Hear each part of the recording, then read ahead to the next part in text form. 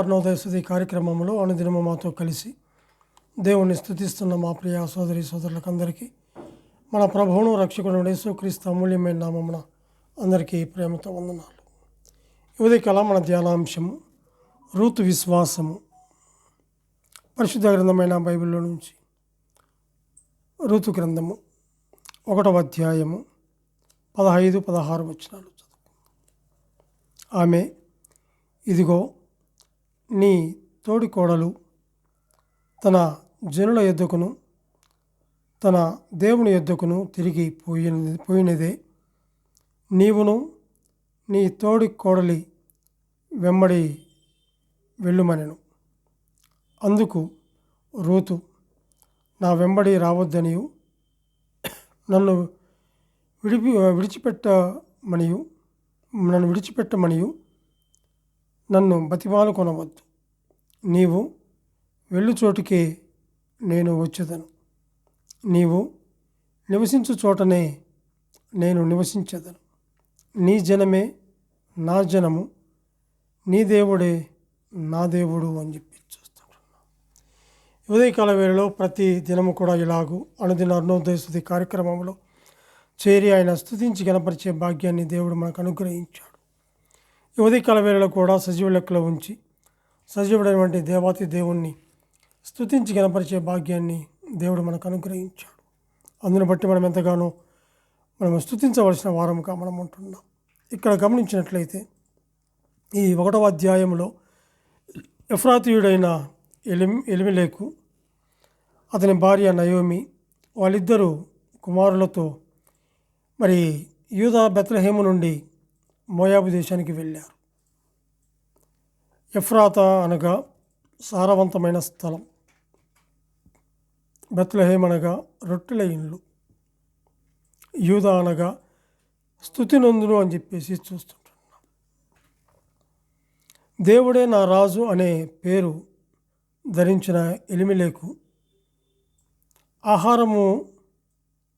ఆహారపు పుట్టినైనటువంటి బెత్లెహేములో కరువు కలగగానే దాన్ని విడిచి పారిపోయాడు.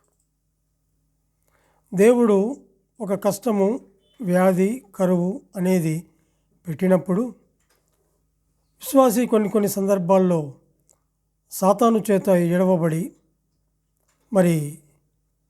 లోకానికి, పాపానికి, నేత్రాశకు, ధనాపేక్షకు లోనై దేవుని కరుణాహస్తము నుండి పారిపోవడానికి సిద్ధపడతాడు.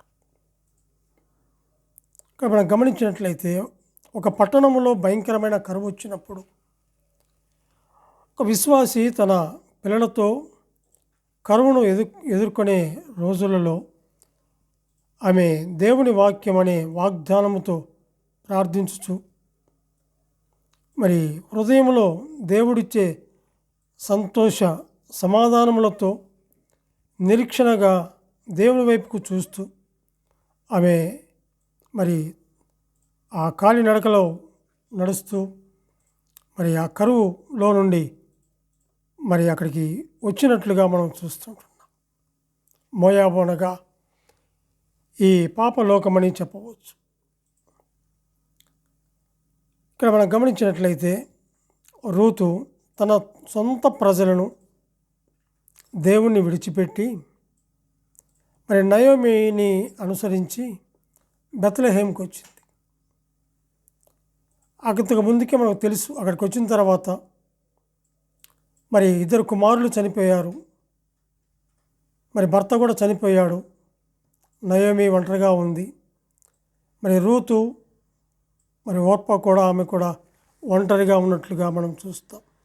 అక్కడ మనం గమనించినట్లయితే ఆ యొక్క మహలోను, కిల్యోను వారు చనిపోయినట్లుగా మనం చూస్తాం.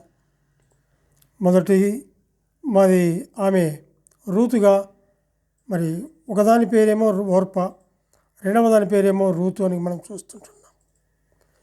వారు అలా సాగిపోతున్న సమయంలో వారు ఎక్కడికి వెళ్ళాలా అనుకున్నప్పుడు తీసుకొని వాళ్ళ కోడలు ఆ ప్రాంతానికి వచ్చినప్పుడు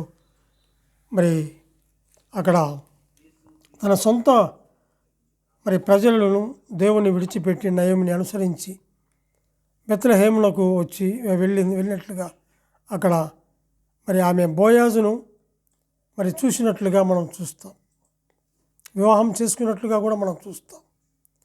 ఈ విశ్వాసము ఆమెను మరి క్రీస్తు యేసు మరి వంశావళిలో ఒక భాగంగా మార్చినట్లుగా మనం చూస్తాం.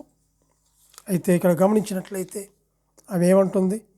నీ జనమే నా జనము అంటుంది. వెళ్ళిపో అంటే, నువ్వు వెళ్ళిపో కానీ ఓర్పా, నేనైతే రాను, మా అతను నయోమిని కనిపెట్టుకొని నేను ఉంటానని ఆమెను కనిపెట్టుకొని ఉన్నట్లుగా మనం చూస్తాం. రూతు విశ్వాసము కనపడతా ఉంది ఇక్కడ. ఒకటి విధేయత, మరి వ్యతిరేకంగా వెళ్ళమని ఆమె కోరినప్పటికీ రూతు ఆమెను విడిచిపెట్టడానికి నిరాకరించినట్లుగా చూస్తుంటున్నాం. ఏమంటుంది?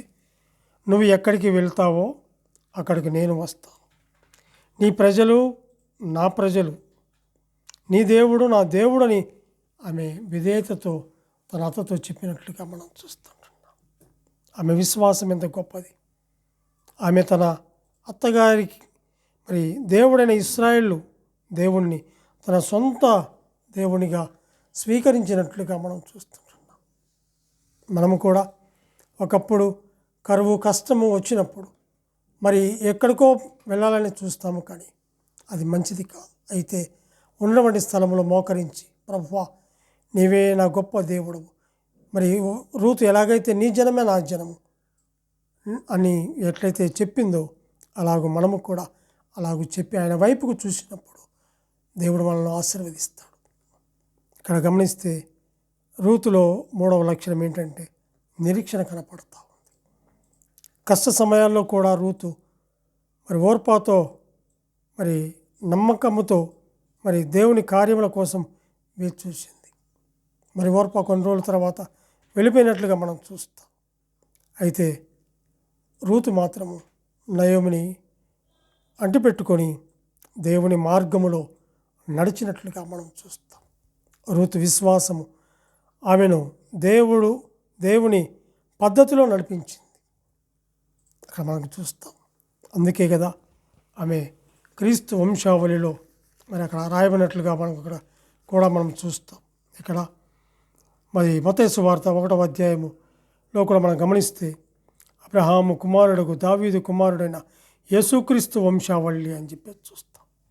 అంటూ అక్కడే మరి అబ్రహాము ఇస్సాకును కనెను, ఇస్సాకు యాకోబును కనెను, యాకోబు యూదాను కనెను, యూదా అను అన్నదమ్ములను కనెను, యూదా తామారునందు పెరేసును జిరాహును కనెను, పెరేసు ఎస్రోను కనెను, ఎస్రోము ఆరామును కనెను, ఆరాము అభినాదామును కనెను, అభినాదాబు నయసోను కనెను, నయసోను షల్మానును కనెను, షల్మాను రహాబునందు బోయాజును కనెను, బోయాజు రూతునందు ఓబేదు కనెను, ఓబేదు యెషయాను కనెను, యెషయా రాజైన దావీదును కనెను అని చెప్పి చూస్తున్నాడు.